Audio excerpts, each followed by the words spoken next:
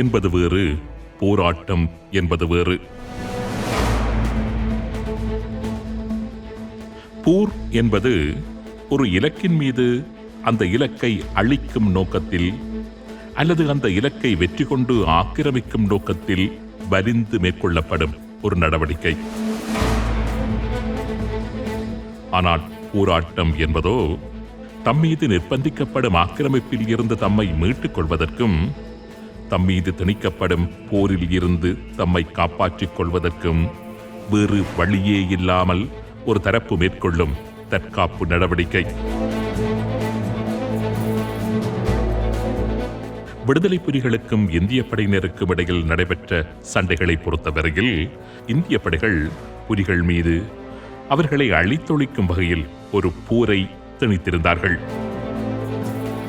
புலிகளிடம் இருந்து ஆயுதங்களை களைந்து அவர்களை நிராயுதபாணிகளாக்கி அவர்களை நிர்கதிக்குள்ளாக்கவும் அவர்களை அழித்தொழிக்கவும் இந்திய படையினர் மேற்கொண்ட நடவடிக்கைதான் புலிகளுக்கு எதிரான அவர்களது போர் நடவடிக்கை. ஆனால் விடுதலை புலிகளை பொறுத்தவரையில் இந்திய படையினரின் யுத்த முனைப்புகளில் இருந்து தம்மை காப்பாற்றிக் கொள்வதற்கும் இந்தியாவின் அழித்தொழிப்பு நடவடிக்கைகளில் இருந்து தம்மை மீட்டுக் கொள்வதற்கும் வேறு வழியே இல்லாது அவர்கள் மேற்கொண்ட அந்த தற்காப்பு நடவடிக்கையை போராட்டம் என்று குறிப்பிடலாம்.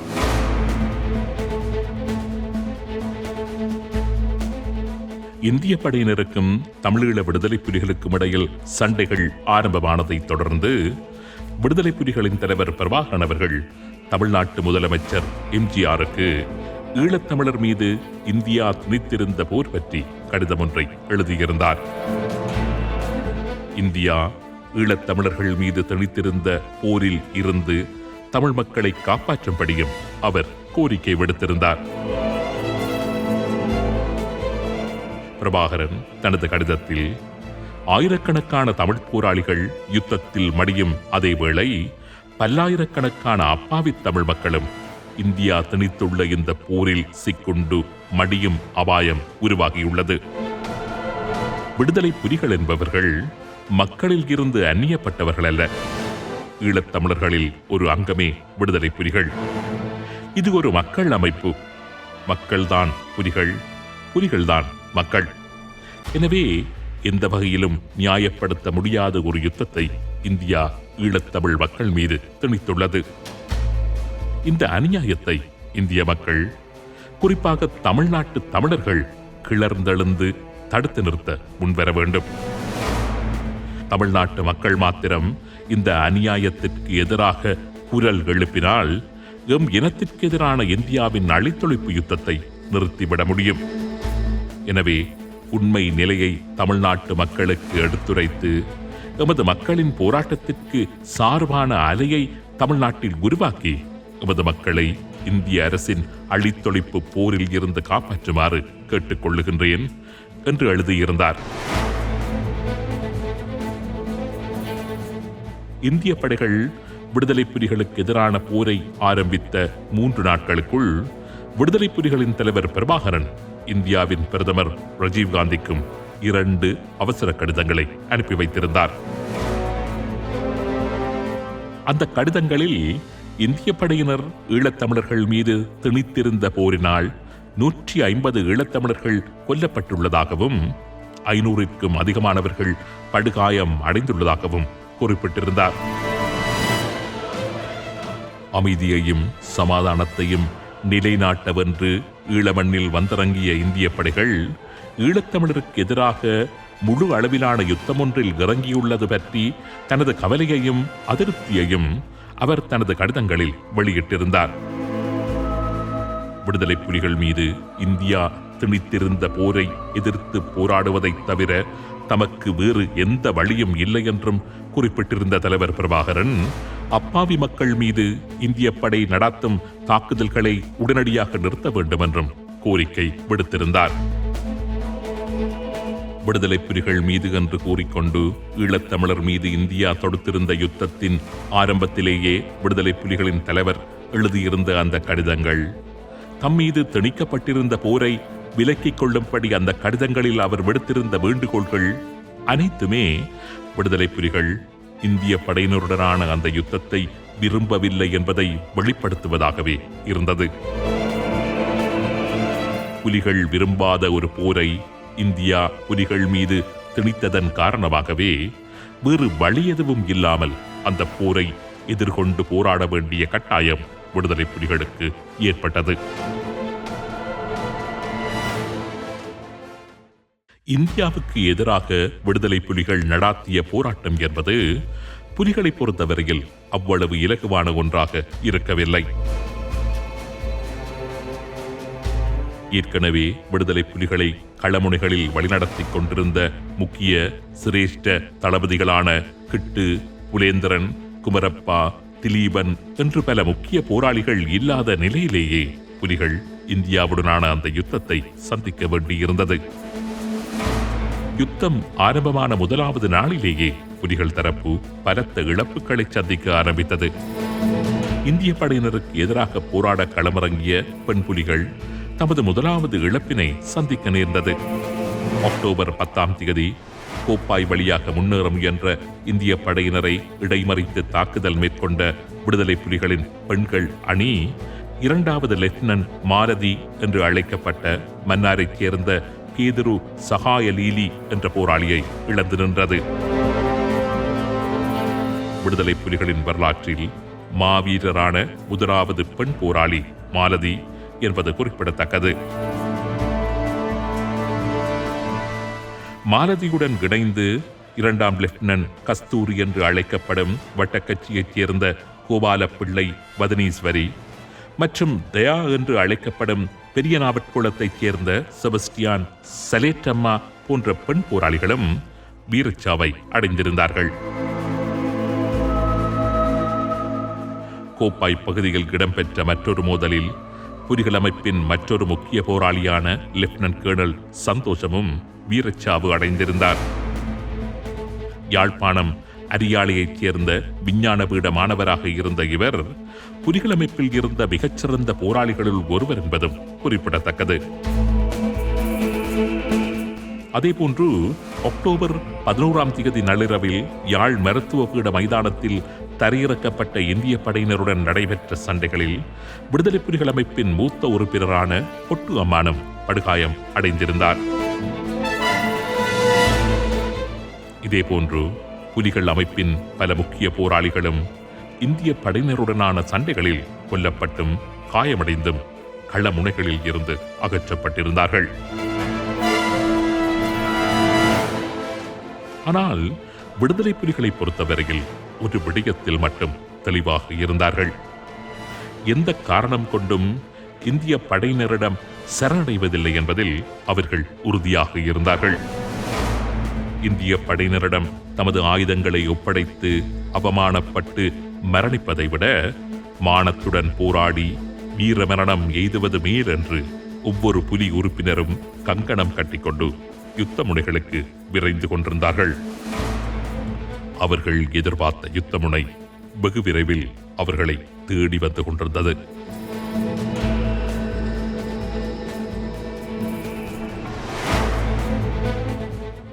விடுதலை புலிகளுடனான யுத்தம் ஆரம்பமான தினத்திலேயே இந்திய படையினருக்கு ஏற்பட்டிருந்த பாரிய இழப்பானது ஈழமண்ணில் இந்திய படையினர் மேற்கொள்ள இருந்த முழு நடவடிக்கையின் வெற்றியையுமே கேள்விக்குள்ளாக்கியிருந்தது. எந்த ஒரு போர் நகர்விலும் முதலாவது வெற்றி என்பது மிகவும் முக்கியமானது என்றே அனைத்து போரியல் நிபுணர்களும் குறிப்பிடுகின்றார்கள்.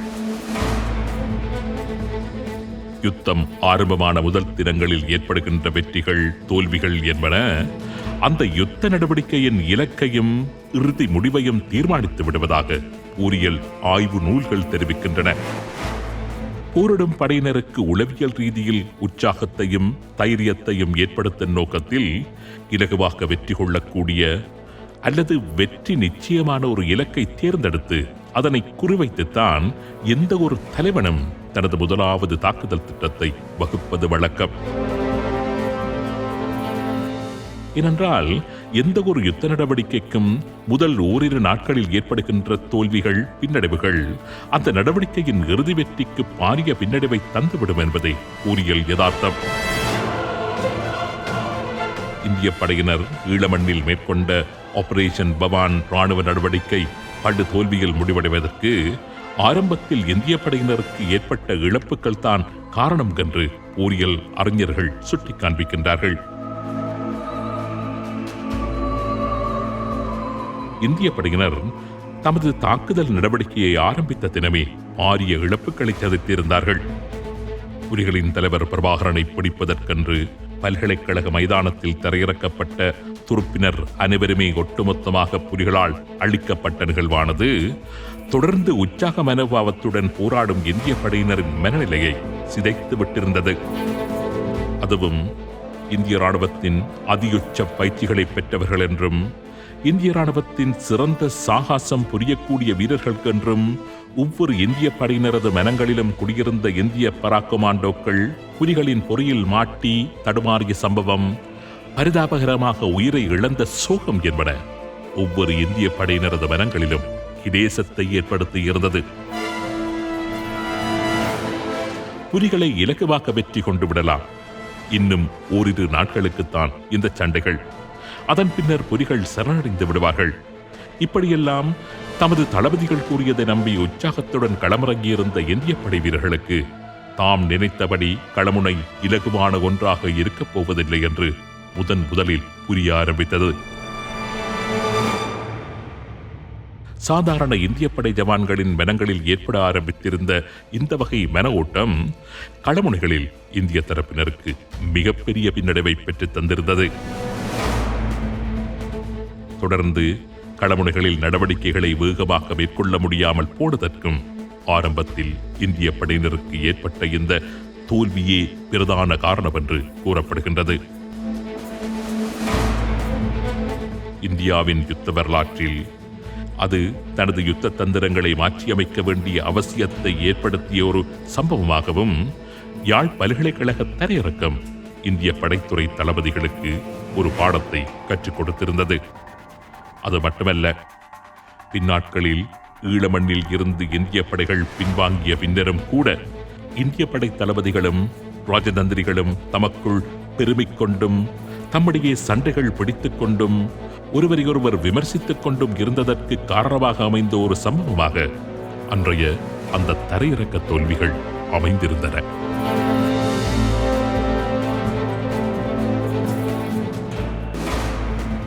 புலிகளுடனான அன்றைய அந்த தாக்குதலை நெருப்படுத்திய இந்திய படை அதிகாரியான மேஜர் ஜெனரல் ஹரிகரத் சிங் பின்னாட்களில் அந்த சம்பவம் பற்றி கருத்து தெரிவித்திருந்தார். அவர் கூறுகின்ற பொழுது, முதலில் புலிகளுடன் நாம் எதற்காக மோதுகின்றோம் என்று எந்தவித குறிக்கோளும் எமக்கு இருக்கவில்லை. எந்த ஒரு தாக்குதலுக்கும் யுத்தத்திற்கும் ஏதாவது ஒரு குறிக்கோள் இருப்பது அவசியம். ஆனால் புலிகளுடன் நாம் ஆரம்பித்த யுத்தத்தை பொறுத்தவரையில் எந்தவித குறிக்கோளும் எமக்கு இருக்கவில்லை. அன்று தரையிறக்கம் மேற்கொள்ளப்பட்ட தினத்தில் எனக்கு 9 ஹெலிகாப்டர்கள் தேவை என்று கேட்டிருந்தேன். தரையிறங்கிய துருப்பினருக்கு வானில் இருந்து தேவையான சூட்டாதரவை வழங்குவதற்கென்று இதனை நான் கூறியிருந்தேன். ஆனால் கடைசி நேரத்தில் அவை மறுக்கப்பட்டன. முக்கியமாக இந்திய அமைதி காக்கும் படையினரின் யுத்த நடவடிக்கைகளை வெறும் அரசியல் ராஜதந்திரியான தீட்சித் நெறிப்படுத்த ஆரம்பித்ததுதான் அனைத்தும் பிழையாகி போவதற்கு அடிப்படை காரணமாக இருந்தது. இவ்வாறு ஹரிகரத் சிங் தெரிவித்திருந்தார்.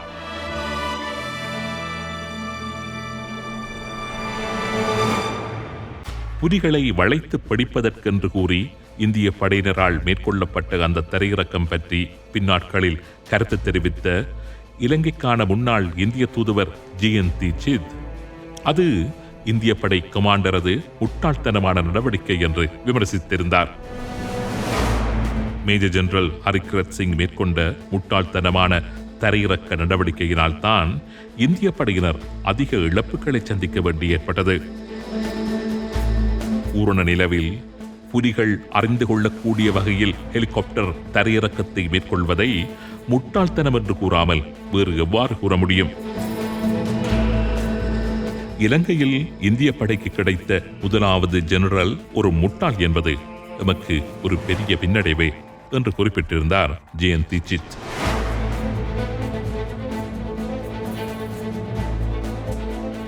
புலிகள் மீது இந்திய படைகள் மேற்கொண்ட திடீர் தாக்குதல் முயற்சி பற்றி ஜெனரல் கல்கட் பின்னாட்களில் இவ்வாறு தெரிவித்திருந்தார். யாழ்குடாவை கைப்பற்றுவதற்கான திட்டம் தீட்டப்பட்ட போது நானும் அங்கிருந்தேன். உண்மையிலேயே அது ஒரு நல்ல திட்டமாகவே இருந்தது. அதேவேளை நடவடிக்கைகள் பிழைத்தது பற்றி நான் கருத்து கூறுவது அவ்வளவு நல்லதாக இருக்க மாட்டாது. ஏனென்றால் நடவடிக்கைகள் மேற்கொள்ளப்படும் போது நான் அங்கே இருக்கவில்லை.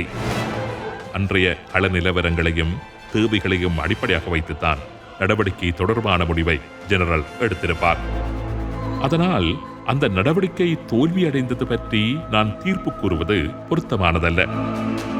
ஆனால் ஒரு விடயத்தை நான் இங்கு குறிப்பிட்டேயாக வேண்டும். அவர் எடுத்திருந்த எந்த ஒரு முடிவையும் அவர் தனது மேலதிகாரிகளுடன் நிச்சயமாக கலந்து ஆலோசித்திருக்க வேண்டும். யாழ்ப்பாண தரையிறக்க விடயத்தை பொறுத்தவரை அவ்வாறு நடந்ததாக தெரியவில்லை. விடுதலை புலிகளின் பலம், அவர்கள் வசம் இருந்த ஆயுதங்களின் விவரங்கள் என்பன பற்றி தெரியாமல் நேரடியாக சென்று அவர்களை தாக்க முற்பட்டதே எமது பின்னடைவுக்கு பிரதான காரணம் என்று நான் நினைக்கின்றேன்.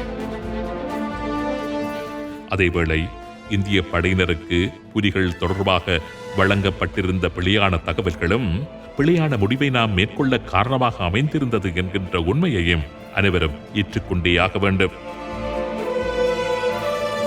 புலிகள் ஒருபோதும் இந்திய படையினரை திருப்பி தாக்க மாட்டார்கள் என்று உறுதியாக தெரிவிக்கப்பட்டிருந்த புலனாய்வு தகவல்களும் எங்களை பிழையாக வழிநடத்தியிருந்தன. இவ்வாறு ஜெனரல் கல்கட் பின்னாட்களில் தெரிவித்திருந்தார். ஆக மொத்தத்தில் இலங்கை வந்த இந்திய உயரதிகாரிகள் அனைவரும் இந்தியா திரும்பியதும் ஒருவரையொருவர் குற்றம் சுமத்தி அடித்துக் கொள்ளும் அளவிற்கு ஈழமண்ணில் பாரிய தோல்வியை விடுதலை புலிகள் அவர்களுக்கு வழங்கியிருந்தார்கள்.